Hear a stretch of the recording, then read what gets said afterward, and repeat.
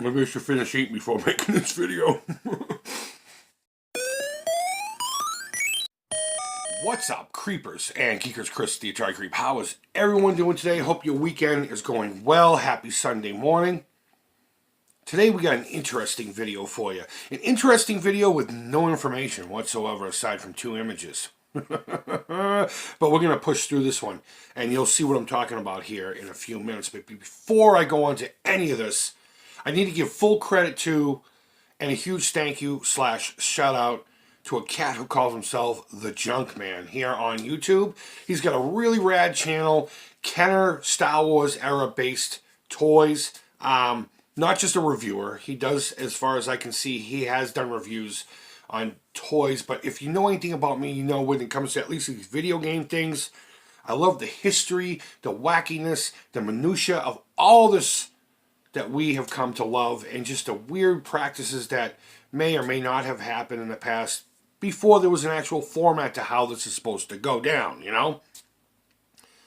And with him, it's no different in the toy world. And he brought this subject to light this morning in a video, and I wanted to make this video to not only talk to you about it, create a little content for my channel, no lie, I'm not going to try to hide that, but also to help him in his quest to get this out there, and hopefully someone from early 80s Kenner can shed some light on this, because again, we have no information. So Junkman, thank you for your video. Your channel is amazing, and I'll continue to watch it. I've been watching this stuff for about 2 months now, so really good stuff. Not just reviews, but he's kind of a history buff, and the topics he comes up with right off the beaten path, and I love that shit. So to start all this off, let's go back to around the early 2000s, maybe the year 2000 itself. Hasbro purchases Kenner, which was a really big deal at the time as far as toy collecting is concerned. And eventually they decided to shut down their Cincinnati facilities. And in turn, a whole bunch of stuff got thrown away. And within all that, I'm not sure if it was found in the trash by some person or someone within these companies were like, nope, that's not getting thrown away. But either way, in the year 2000, a couple of concept sketches popped up, and it led a lot of people to speculate as to what is this? Is it a video game console? Is it something else? And either way, it was dated 1981. So if it were to be a video game console, it wouldn't be unfounded. You got to think, 1981, the VCS was in full swing. After, of course, releasing Space Invaders, the VCS took off like wildfire, unlike it had before. Trailing right behind it was the Intellivision, and of course the ColecoVision soon to come. On top of a great... What, you don't have these readily available when you're talking to people? It's because you're a fucking communist pinko, that's why. On top of a ton of other people trying to get into the video game... I'm trying to put these down without smashing them. Into the video game industry.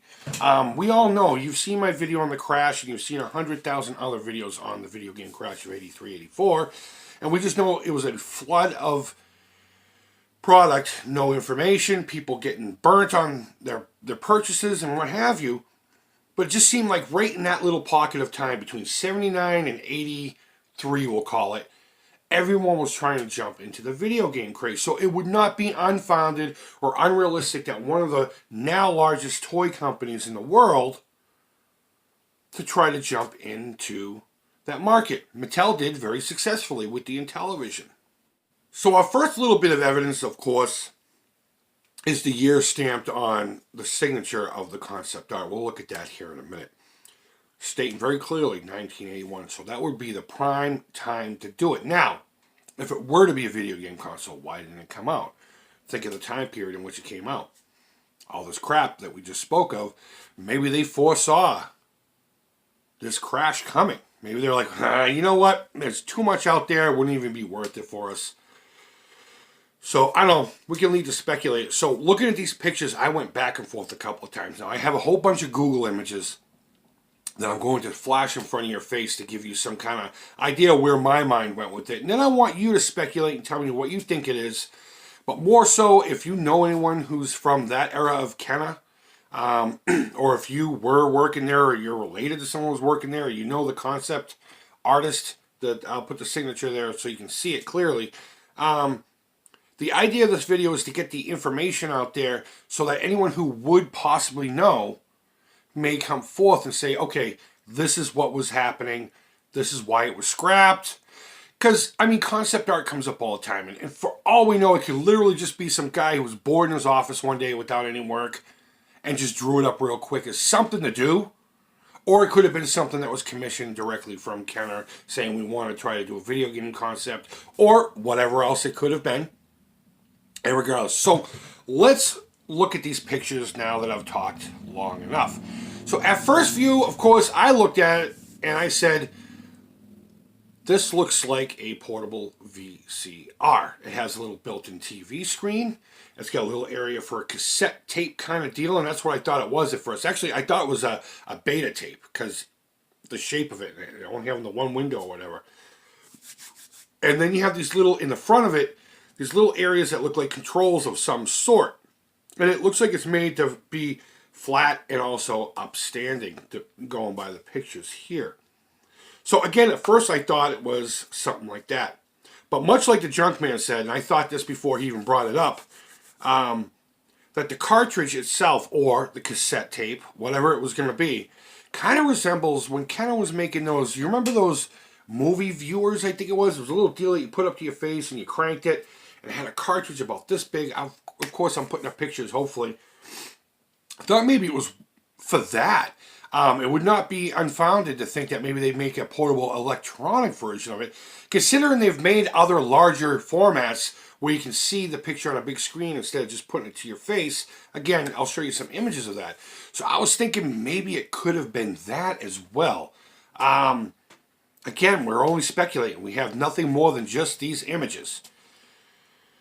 Then he started talking about, well, these look like they could be game controls over here. And hopefully I'm putting an actual arrow or a blow-up of the actual image of what we're talking about. And when I first saw that, I was like, no, that looks kind of built into the console itself, the whatever it is, whether it's a VHS or whatever, the instrument itself, the machine. And then I looked a little further and remembered, this is concept art. This might have been the very first sketching. So, of course, it's not going to look like something that can actually come out. It could just be like, this is where the controls are going to be, this is where this is going to be, and it's just an idea. And it could have just turned into something completely different. That's how concept art works. But then I looked a little closer and realized that whatever the controls were, again, could just because it's concept art, they needed to do it quick, or it was intentional that whatever buttons are on that are identical. So now you have two little areas with identical style buttons, in this case mirrored. But then I looked a little further and realized it looks like an early version of a D-pad on one side and two buttons on the other side, two action buttons or control buttons, if you will. And instead of being horizontal, they're vertically up and down, unlike what we're not used to. But again, this was the early days. People were still figuring this shit out. So then that's when my brain started saying, you know what? Maybe there is something to this being a video game console. And the one last thing that really kind of clinched me on thinking it wasn't some kind of an actual video player, which it could have been, was if you look at the other concept art, which is a close-up of the screen, it says Game 1. It doesn't say video, it doesn't say movie, it says game. So I don't know. I'm all over the place on this one. I'm 50-50. Could this have been just some sketch some guy came up with? Hey, you know, Kenner, let's make a video game console. Did Kenner want to make one? It wouldn't be unfounded. I mean, Mattel Electronics did it, and they did it very well. But they may have just been jumping into it too late, and they realized it.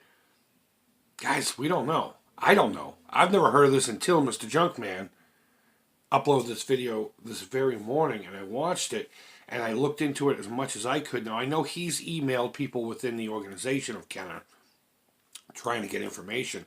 And he can't find anyone who worked there earlier than 85 or so. And, of course, these people are starting to get their age. And they may be passed away.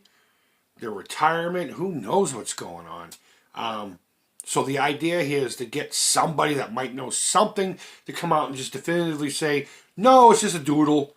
Yes, it was a video game console. No, it was for this purpose. Whatever it is, it could have just been a real fancy paperweight for all we know. The idea of a TV screen on the front also speculated that it could have been like a video player, but the Vectrex had its own screen. So I don't know. It could be anything. It could really be anything. It could be just us reaching in the air for nothing. So I don't know. What do you guys think? Do you think this could have been a video game console from Kenner? Do you know anything about it? Either way, go ahead and leave your comments down below. Be sure to go check out the Junkman. Again, it's not your run-of-the-mill, let's look at a Luke Bespin action figure. He's more into the history of this stuff that never made it to light, as well as stuff that, you know, he grew up with. He's done a few He-Man ones, too. Doesn't seem too happy with the He-Man stuff. So, dude, that box that you found from your childhood, if you wanted to go to a loving home, this fat fuck would love all of that. So, either way, guys, go ahead and leave your feedback. Thumbs up, thumbs down. All feedback is positive. I never ask you to share anything. Please share this video, but more so, go to his channel and share his video. I'm trying to help him on this quest while gathering information myself. So guys, I hope you had a great weekend. I hope you have a great start to your next week. And until next time, take care, creep it real,